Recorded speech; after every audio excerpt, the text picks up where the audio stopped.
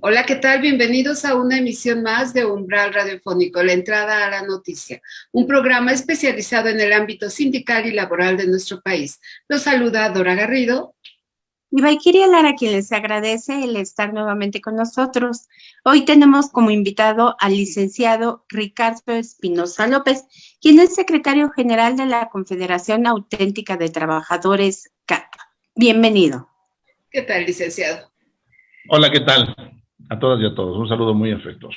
Gracias, licenciado. Pues hay un tema que nos gustaría dejar, pues como huella, digamos, el sindicalismo ahorita tras la pandemia, tras la modificación a la Ley Federal del Trabajo, ¿cómo realmente se encuentran los sindicatos en esta época, en este momento?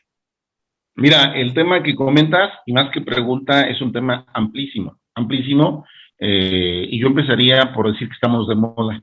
Derivado de la reforma laboral del 19 y la implementación de la Ley Federal del Trabajo en todas sus modalidades, que cada día se expande más en el país y cada día también se acerca la fecha que se puso en la misma reforma para dar cumplimiento a su implementación, pues bueno, nos ha puesto de moda los sindicatos. Entre tantas reformas, le dio una actividad muy fuerte a los sindicatos, derivado del voto personal libre, directo y secreto a los trabajadores, y una serie de responsabilidades como la validación de contratos, una serie de trámites que no teníamos, como la transparencia, la democratización, la equidad de género, etcétera, etcétera, ¿no? Un sinnúmero de procedimientos que ahora en los medios, en la prensa, pues bueno, lo que más sale es lo que como que hace más escándalo, ¿no?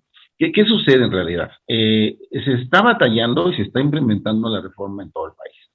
Hay sindicatos pasivos, sindicatos activos, sindicatos políticos, sindicatos que yo le llamo negros, en el sentido de que no son muy transparentes, muy claros a actividad sindical. Hay sindicatos productivos, sindicatos políticos, etcétera. Todos los sindicatos en México, incluso los del sector oficial, están muy activados, muy fuertes. No vamos a sobrevivir las personas que no se apeguen a la reforma laboral.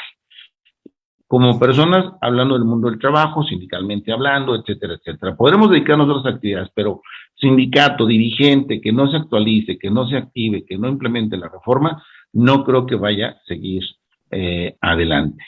Le sumamos todavía que durante muchos años el sindicalismo en México fue pasivo, más que político fue pasivo, o más que entregado fue pasivo, no tanto como lo señalan algunos detractores, corruptos, traidores, antidemocráticos, simplemente pasivos. Para mí me parece que es la palabra más correcta, y entre todo eso vamos a encontrar una gama muy, muy clara.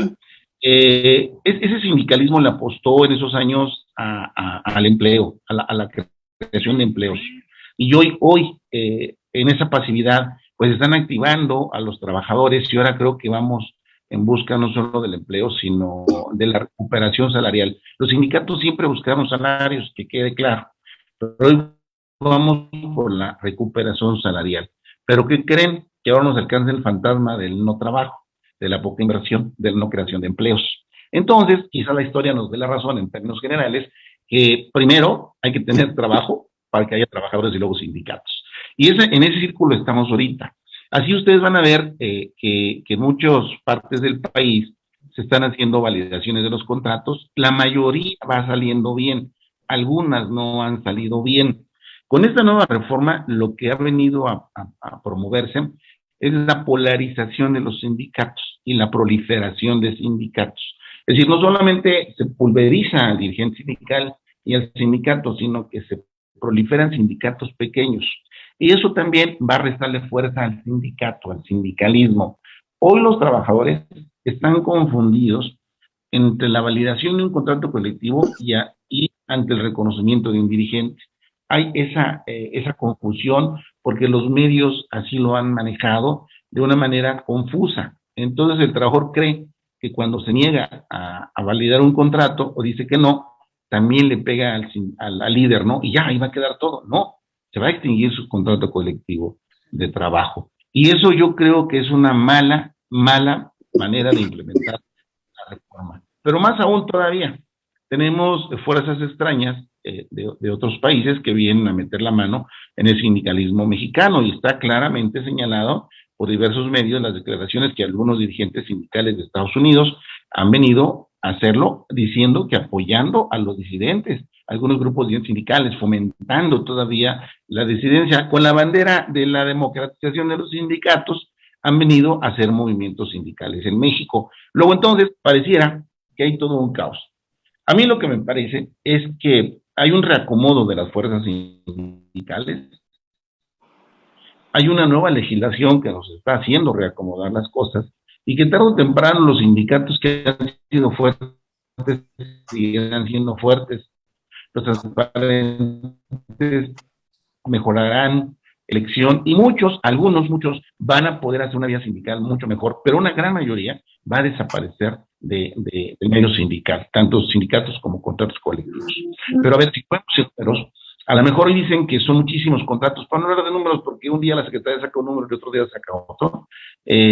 Muchos sindicatos son de papel y muchos contratos son de protección. Si eso es verdad, bueno, con que legitimemos 2 millones ya somos un montón, comparado con ese razonamiento. Tenemos muchos y de veras.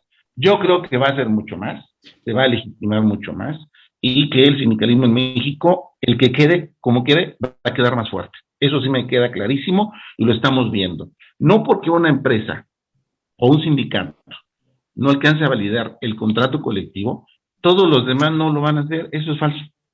Es decir, ahorita el promedio anda de 1 millón y tenemos que el Estado no se mete en la vida sindical, porque en esta reforma es claro que el Estado se está metiendo en la vida interna de los sindicatos, violando la libertad y la autonomía sindical. Lo hemos visto en diversos procesos de validación, hoy lo vemos también en la intervención en elecciones, ya cualquier persona declara que ahora la elección va a ser así, y si va a ser asado. Hay una ley, hay unos estatutos que nos dicen cómo, nadie lo puede imponer de fuera. Entonces creo que estamos de moda, estamos trabajando fuerte, casi todos los sindicalistas están ocupados más que preocupados. Y yo diría que no nos confundamos, una cosa es la implementación, el jefe del trabajo, y otra cosa es que se presten a crear confusiones para que validando contratos se vayan contra las dirigencias. Eso es en perjuicio de los trabajadores, se quedan sin sindicatos, se quedan sin contrato. Entonces, creo que hay mucho por hacer y lo estamos haciendo. Claro. Licenciado, ¿usted considera que sí era necesario esta reforma a la Ley Federal del Trabajo para fortalecer a los sindicatos y que realmente quedaran aquellos representativos, o simplemente ustedes sí tenían la fuerza y esto vino así como de refilón? Mira, esta reforma obedece a intereses netamente económicos y política extranjera e internacionales. Es evidentemente, es derivado desde la reforma del 17, de aquel Tratado Internacional Transpacífico, y luego con las reglas del TEMEC, vino a invadir el mundo del trabajo y lo vino a transformar por intereses de carácter económico extranjeros. ¿Era necesario adecuar la ley? Sí, sí era necesario adecuar la ley. Creo que había procesos ya viciados, por ejemplo, las demandas de titularidad, las huelgas muy ligeras para emplazar, había grupos de extorsión, de choque. Sí creo que había alguna cuestión ya pervertida que había que corregirse. Esta reforma es obvio y clara, sindical, ni siquiera es de los líderes. Si ustedes me dicen cuántos líderes están en la cárcel por corruptos, no van a encontrar muchos, al menos que yo sepa que se hayan iniciado procedimientos. Yo no sé si lo sean o no, pero pues no es por ahí. Le están pegando a la estructura sindical. Se hizo con una bandera verdadera como es la democratización, el voto personal libre de secreto, lo que ya dije, y lo que va pegándole es a la estructura sindical. Entonces, lo que están tratando es de polarizar al sindicalismo en México para debilitarlo. Recordemos que no le gustan las estructuras políticas, cualquier grupo social, de cualquier manera, está desprestigiando a la gente, y los sindicatos representan una organización seria y poderosa que es el mundo del trabajo, y también los quieren destruir por ese sentido, ¿no? Entonces, yo creo que sí era necesario una reforma, mejorando los procedimientos de elección, mejorando la justicia laboral, más transparencia en los sindicatos, incluir algunas fórmulas que permitiera crecer, fortalecer a los sindicatos. Pero ahora lo que está sucediendo es que al desbaratar a los sindicatos le pegan a los trabajadores, y lo que quieren es individualizar las relaciones y acabar con la colectivización de las relaciones de trabajo. Esa es la verdad, y le están pegando a los trabajadores. Ese es el fondo real de todo este asunto, porque utilizan a los sindicatos como instrumento, según ellos, de malos, pésimos y hay que destruir, pero a quien le pegan en el fondo es al trabajador. Donde han validado los contratos, los propios trabajadores, no hay que convencerlos, se dan cuenta de la utilidad y beneficio del contrato colectivo de trabajo. Se dan cuenta que el sindicato es el vehículo, es el medio, el instrumento por medio del cual pueden mejorar sus condiciones de trabajo. Yo siempre dije, y lo sostengo aquí, si la idea del TEMEC y los políticos que organizaron esta reforma, basados en el TEMEC, era apoyar a los trabajadores mexicanos, basado en los trabajos internacionales, empresas transnacionales, porque nada más le pegan a la estructura sindical y los salarios no suben o no se fortalecen económicamente, porque su intención no era ayudar a los trabajadores, su intención era destruir la estructura sindical. ¿Cuál fue la bandera? Entre otras, de General Motors, por ejemplo. Es un ejemplo que van a pasar muchos años para que dejemos de hablar de este tema. Siempre saldrá General Motors de alguna manera. Una era los $20 por hora. Y yo les pregunto a los trabajadores, no tienen sindicato, no tienen contrato. ¿Ya les pagaron sus $20 por hora? No. Tuvo que venir otro líder sindical de Estados Unidos, y no doy nombres para no hacerlos famosos, a decir que esa no era la meta, los $20 por hora, que no era por ahí. Oye, se la pasaron diciendo que era uno de los objetivos, que se ganara igual a Estados Unidos. Entre ellos, por eso la gente se confundió. Ahora realmente no es así. Entonces, es una reforma eminentemente económica, política, pero que no va a fortalecer para nada. No es la intención fortalecer a los trabajadores, ni fortalecer el sindicalismo en México. Creo que a pesar de todo, van a salir adelante los sindicatos, se van a fortalecer los trabajadores, y creo que al final nos va a ir bien, pero vamos a caminar mucho. Y miren, el problema laboral no solamente aquí, si ustedes ahorita checan algunas notas internacionales, en Estados Unidos ha habido varias huelgas y paros en las últimas fechas, precisamente por maltrato y por abuso de los trabajadores. Ya ni siquiera es el salario, es porque hay un abuso en la fuerza de trabajo de los empresarios o administradores sobre los trabajadores, y que además no comparten las utilidades adecuadamente. Es decir, creo que vamos para allá nosotros también tarde o temprano. Los sindicatos se van a fortalecer, los trabajadores se van a dar cuenta que el derecho colectivo es su medio, su camino para mejorar sus condiciones de vida, y por lo tanto los contratos colectivos van a fortalecerse también. Eso sí, vamos a tener mucha oposición de los empresarios y de los patrones, porque ellos nunca regalan un centavo y no están dispuestos a negociar mejores condiciones de trabajo. No quiero decir que sean malos, simplemente es su naturaleza. No van a poner ofertas sustanciales para mejorar las condiciones de trabajo. Por lo tanto, los sindicatos tenemos que ejercer la fuerza necesaria, jurídicamente hablando, para solicitarlas y hacerlas efectivas. Claro, licenciado, esto pudiera ser un ejemplo viviente, la situación de Dos Bocas. Pues mira, tienes ahí un ejemplo clarísimo. Se suponía que eran sindicatos afines, se suponía que todo está controlado. Tú cuando oyes a la secretaria nacional o al presidente, pues dicen que todo está muy bien, que todo está muy bonito. Sin embargo, es obvio que los trabajadores, más allá de su sindicato, se manifestaron. ¿Por qué? Porque dicen que no les pagan el tiempo extra y que además a su salario le hacen un moche. ¿Quién sabe quién? Ya habíamos oído esto en el aeropuerto, si no mal recuerdo, y lo negaron también. Y ahí está. Y además, no vamos a reprimir. Reprimieron a los trabajadores y ahora hasta los están despidiendo. Es decir, falso, mentira tras mentira. Claro que sí, Dos Bocas es un ejemplo claro, actualizado, de que el sindicato por sí solo no es malo y que lo que mueve todo son los trabajadores, y cuando el trabajador es afectado en su único patrimonio individual, que es el trabajo y que es su salario, se manifiesta más allá de cualquier corte político, ideología o sindicato que sea. Quisieron distraer a la opinión pública diciendo que era un problema de titularidad entre dos centrales. Ambas ya dijeron que no es cierto, no hay ninguna titularidad ni ese es el problema. El problema es que no le han pagado a los trabajadores, que no tienen un trato digno con los trabajadores. Ese es un que si el gobierno no cambia y mejora su política económica para la inversión y el empleo y la recuperación de los salarios. Aumentar salarios mínimos por aumentar o contractuales no funciona, y lo vamos a ver con el tiempo. Se necesita toda una infraestructura económica, industrial, servicios y demás, y además sanitaria, también servicios de salud, etcétera, para que pueda haber un engranaje colectivo y esto funcione. Y los sindicatos en la representación de los trabajadores, son el medio idóneo precisamente para llegar a esos acuerdos nacionales, en mejorando las condiciones de trabajo y mejorando las condiciones para la inversión. Ninguna persona que sepa que en México hay conflictos laborales va a venir a querer invertir en México.